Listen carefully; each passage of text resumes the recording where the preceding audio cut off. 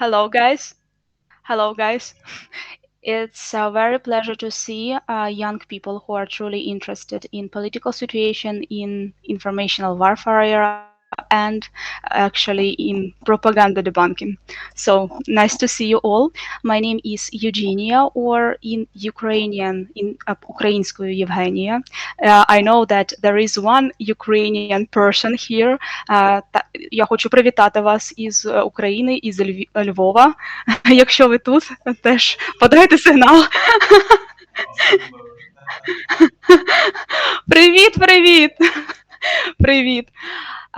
So, guys, I'm just maybe Pavel has already introduced me, but all I want to say is about myself is just I'm a regular Ukrainian woman who just live in Ukraine in this hard time and have a family, full-time job, and had to do her YouTube channel because in the first months of invasion, President Zelensky told that we all need to join resistance somehow and be present and be involved. So I have never done anything connected with YouTube or any social media, I just put my photos on it.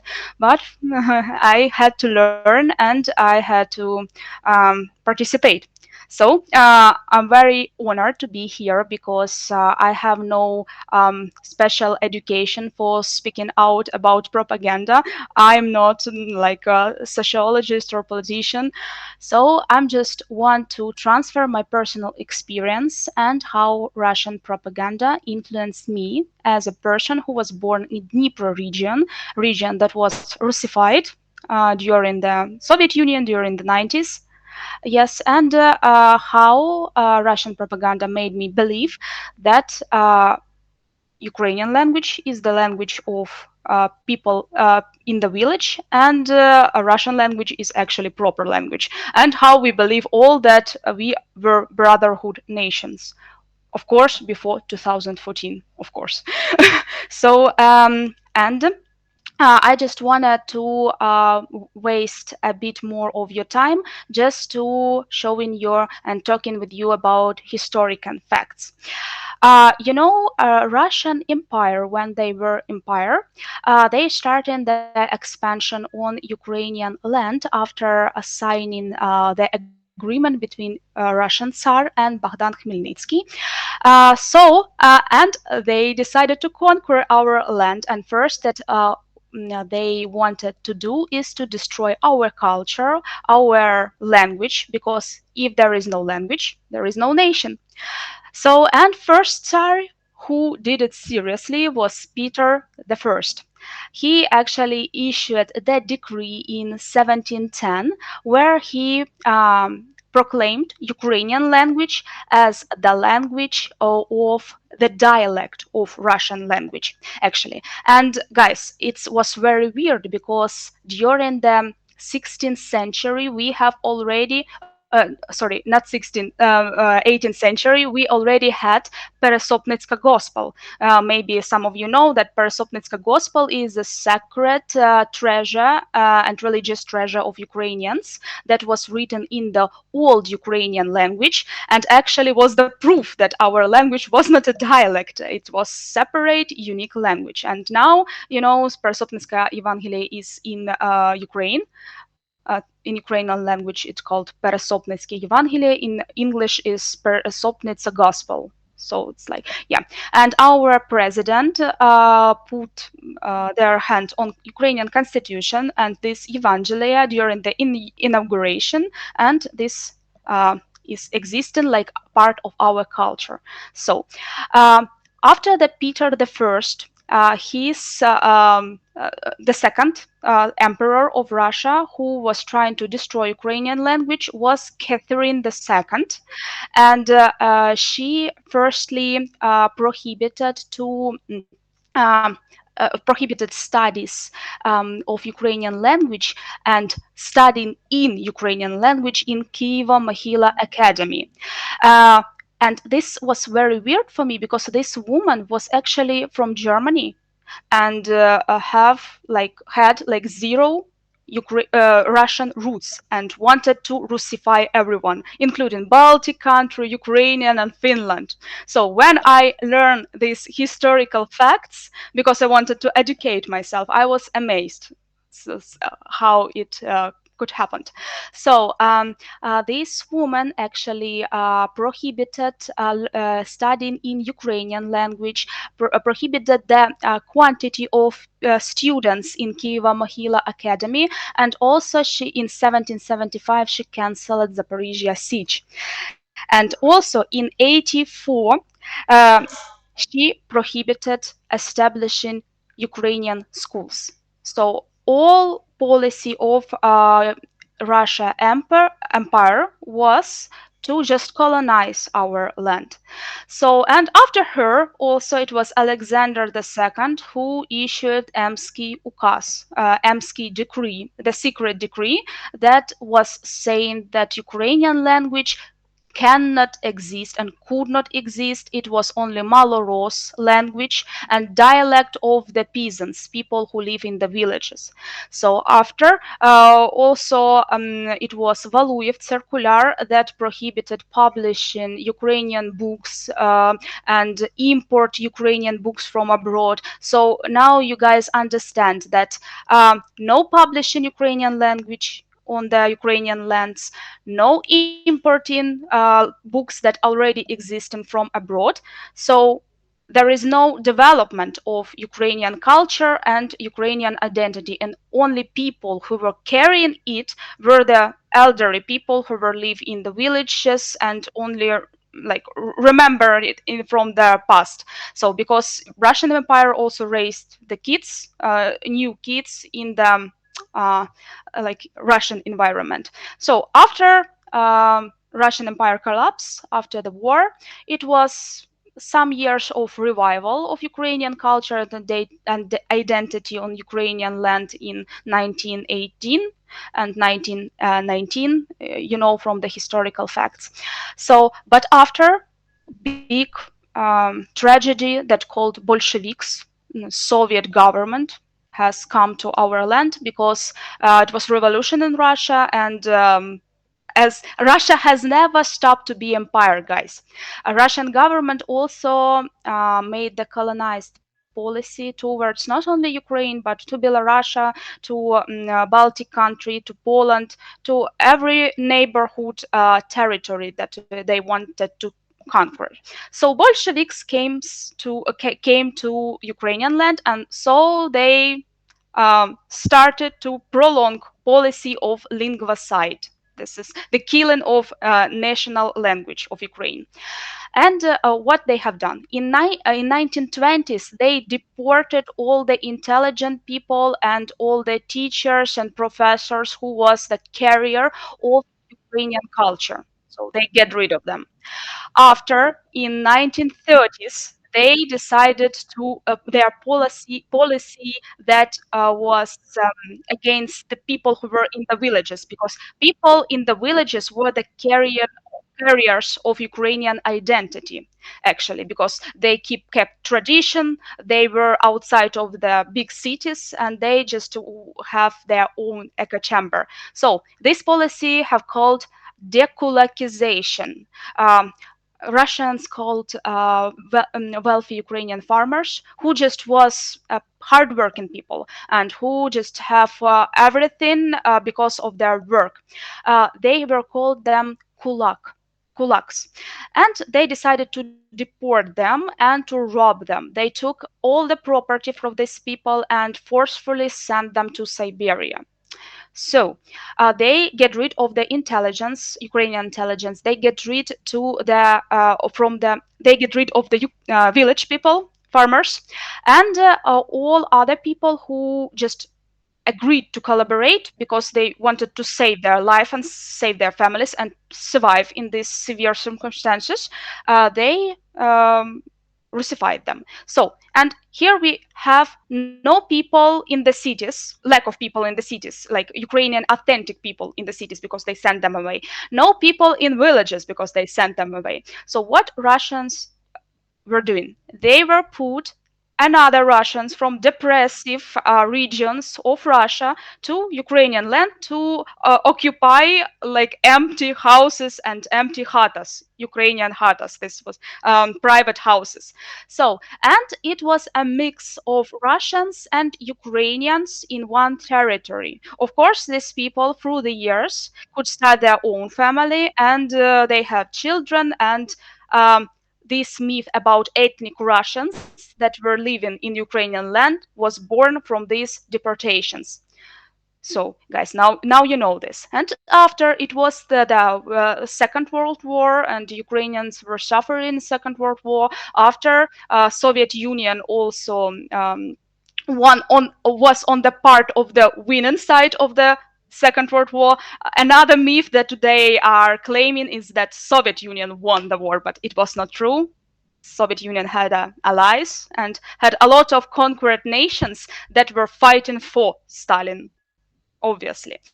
So after this, a lot of documents were like vanished, were uh, disappeared because of the war. It was a mess, and many Ukrainians were in need new passport because German occupation, was actually on Ukrainian land, and some of the western part of Russia, because you know from the historical facts, and they were not having passports. So Ukrainians came to Russian passport service and were applying for documents. And for example, if you are offspring of the Cossacks and having a surname, last name, Lopata, for example, it's authentic Ukrainian surname. Russians were giving you the passport where in Russian manner your surname was Lopatin. You understand? Uh, you was Lopata and you became Lopatin in Russian manner. And for example, you have a surname Marchenko and they give you a passport where you were called Markov. This also was a part of Russification, and Russia furtherly was were using this as a narrative of authentic Russians that are living in Ukraine land. So after Stalin took the policy of the industrialization, globalization, uh, after Holodomor, it was before the war, before the Second World War, um, uh, in order to survive, some of the village people had to resettle to the cities because in the villages there was no food. NKVD or Stalin secret police has took everything from the village people, and they had to resettle. Who had a chance was lucky to escape. They were settling to the cities, and in the cities, in order to get a job, in order to work in the factory for just not for money but for small piece of food just to survive and feed your family, you will have to learn Russian language because Russian language were considered the language of culture. So yes, Ukrainian village people had to learn Russian language to be able to work and provide for families. Yes. Of course, this globalization started in after the Second World War. It was continued, and people were gathering in the big cities, and in the villages, it was collective communities, kolhosps, where all the managers of kolhosp were also from Russia, and they were speakers. So, and in order to work with them, people have to learn Russian language. So after the Brezhnev's policy, or and after policy of Russification in 70s and 80s, a lot of Ukrainian young people voluntarily transfer to Russian language because, guys, can you imagine that if you was born as a child in the Soviet country, you're surrounded with the Russian speaking environment because everything was Russified, and you were raised in Soviet ideology.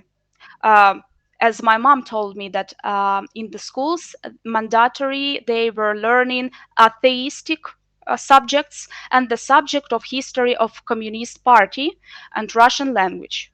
was mandatory. So, what language can a child or teenager speak in such circumstances? Of course, Russian.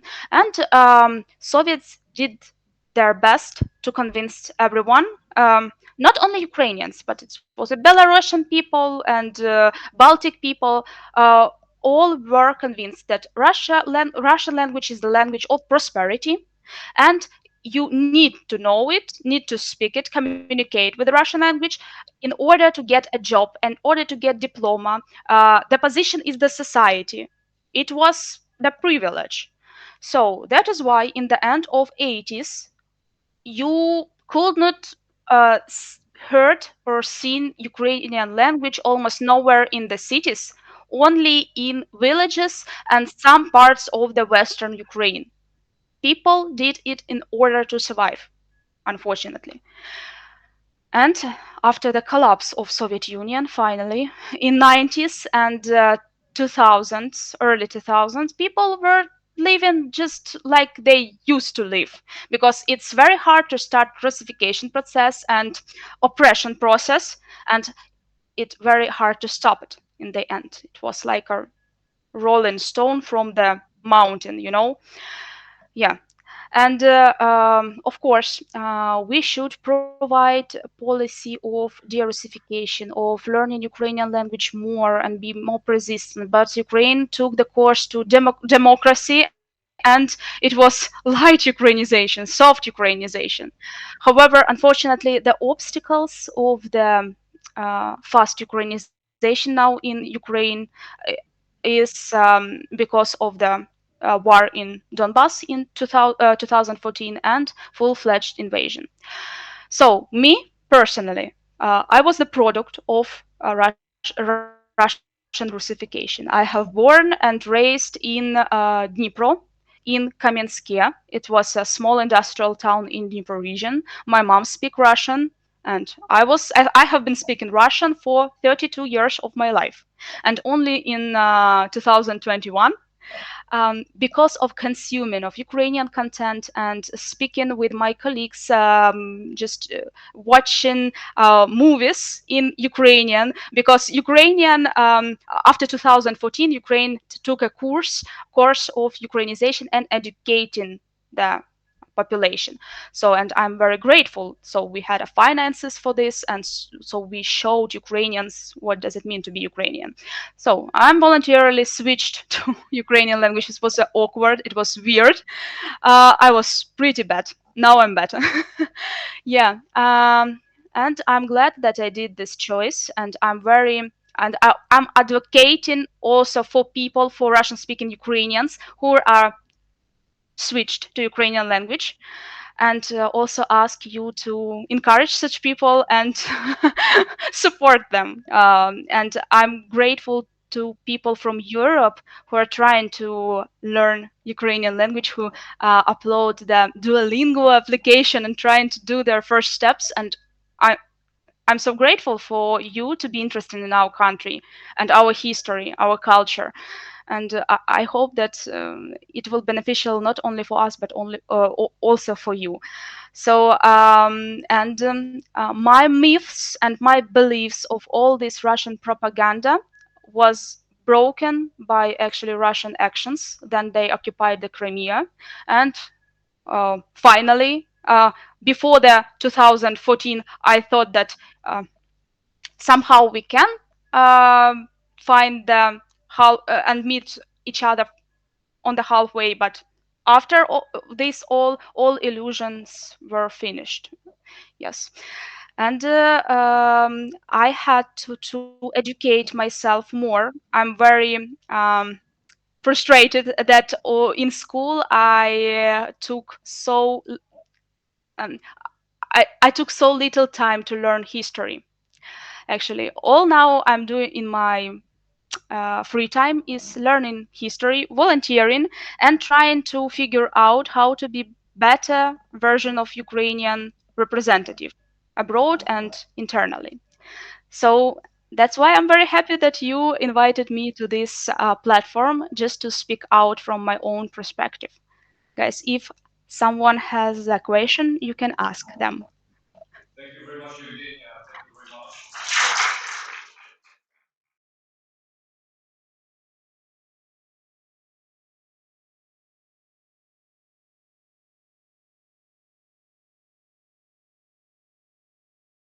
Costas, Costas. Wait, wait, Eugenia, I will show you Costas. Hello. Hello. I would like to ask, because you said that you started doing this YouTube channel to actually like take part in the resistance. Did you ever think of actually volunteering in the army or joining the army? Truthfully saying, um, I'm a very um, coward person. If we can, I can speak with you truthfully. If someone will give me a machine gun and tell that I need to go to the front line, I would collapse. But if Russians were advancing in my native region, Dnipro, I will seriously consider to join the resistance just to protect my native city and native region. Um, However, I'm using the skills that I know uh, perfectly fine.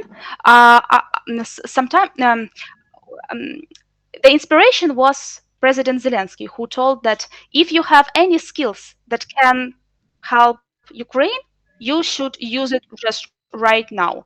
And it happens that I mediocrely um, understand, spoke, and read English language. Now it's better. I can speak with you just not very awkwardly like it was from my first times speaking and recording the videos. So I decided to use my language and my camera on my phone.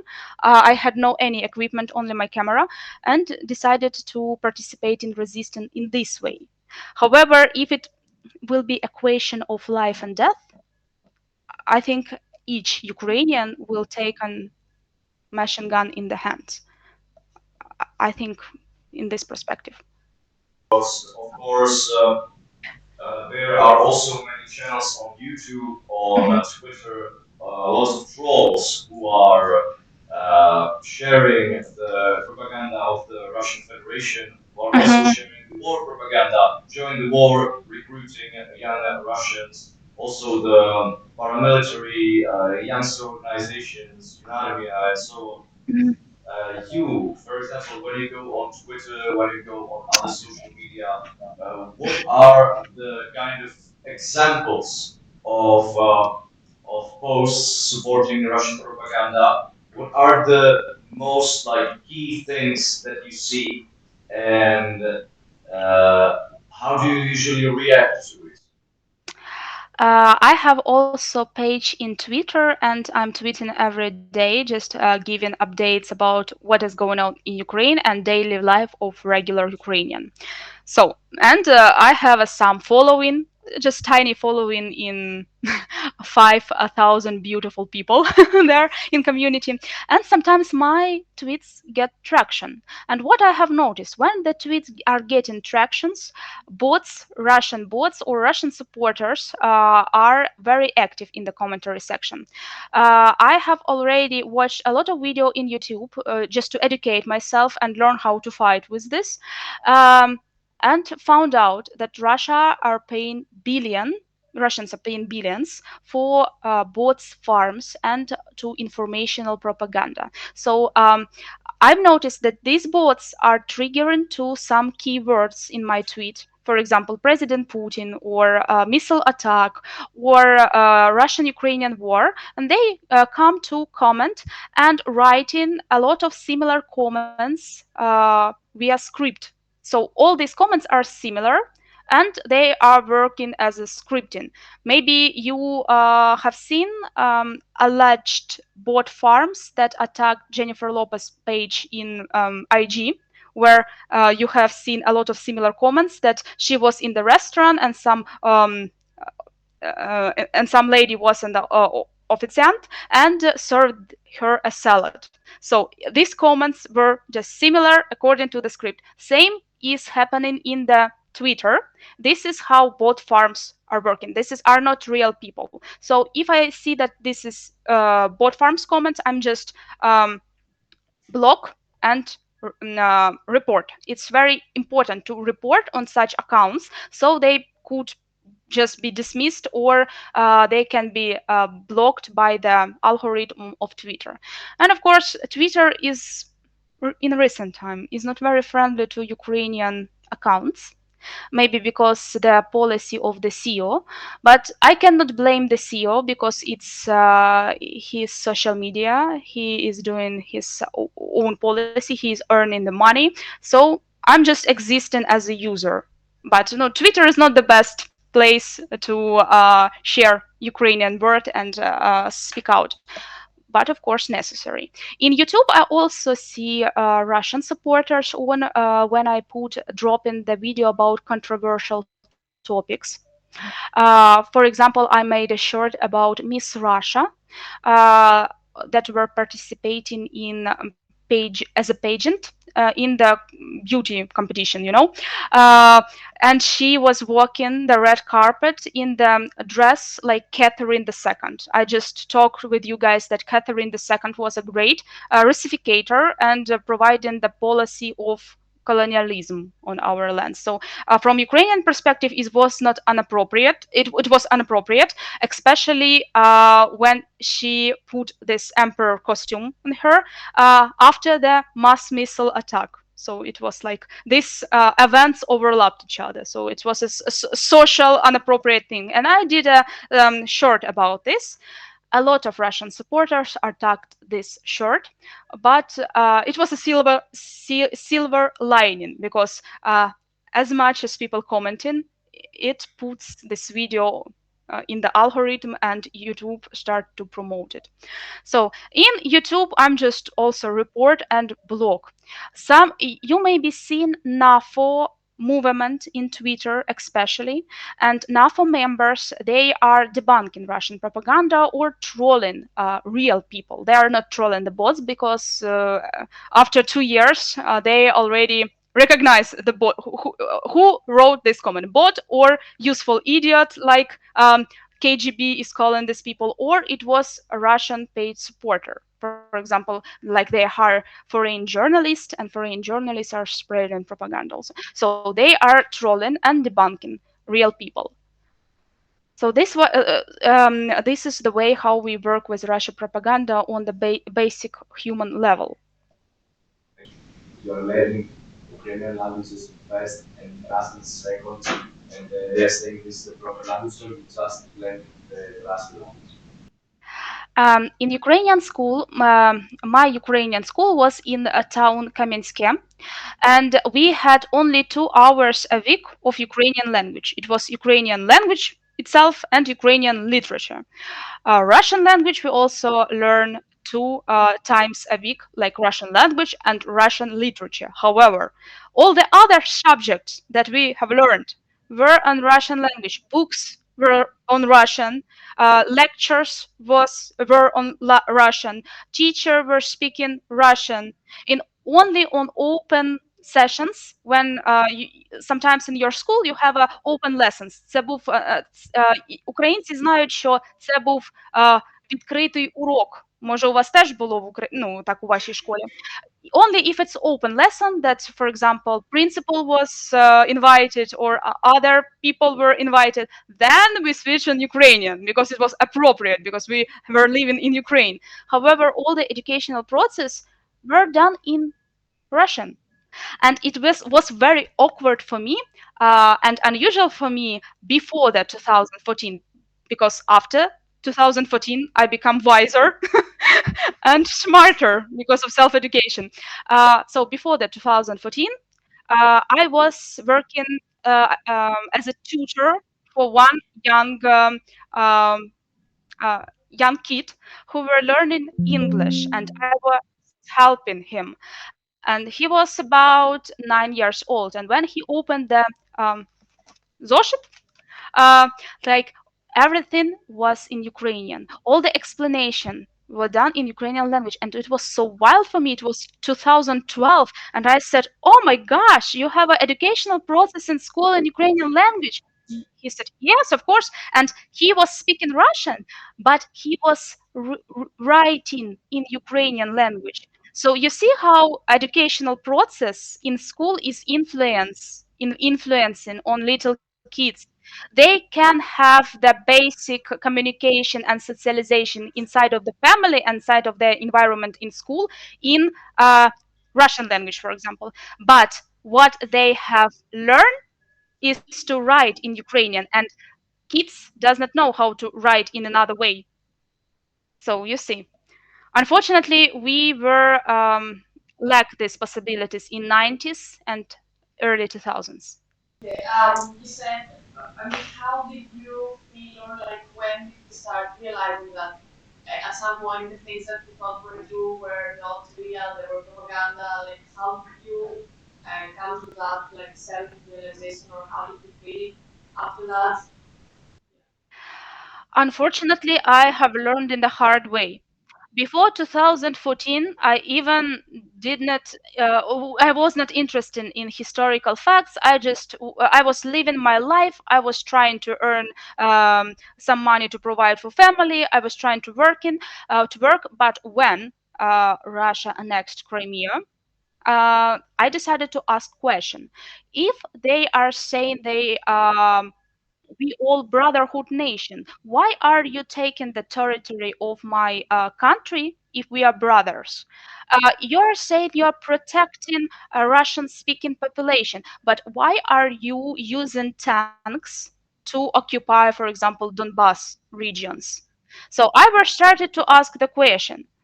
Uh, in minor sense. But when Ukrainian government started the policy of decommunization and de-Russification, it was after 2017.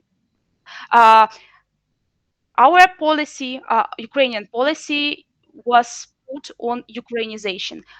You can see a lot of Ukrainian content on TV and lack of Russian content on TV. You were seeing a lot of YouTube on Ukrainian language and all the applications that young people are using. You get familiar more with Ukrainian language, and you see a lot of people who are proud of their Ukrainian identity, so you can relate to them. And I was very curious always. I was very curious kid, and when I found the channel that educated about history.